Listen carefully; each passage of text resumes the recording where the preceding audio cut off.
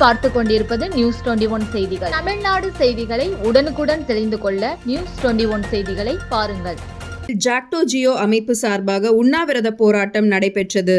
மாநிலம் முழுவதும் ஜாக்டோ ஜியோ அமைப்பு சார்பாக 10 அம்ச கோரிக்கைகளை வலியுறுத்தி தமிழக அரசு நிறைவேற்றி தரக்கோரி உண்ணாவிரத போராட்டம் நடைபெற்று வருவதை தொடர்ந்து அதன் ஒரு பகுதியாக திண்டுக்கல் கல்லறை தோட்டம் அருகே ஜாக்டோ ஜியோ அமைப்பு சார்பாக உண்ணாவிரத போராட்டம் நடைபெற்றது.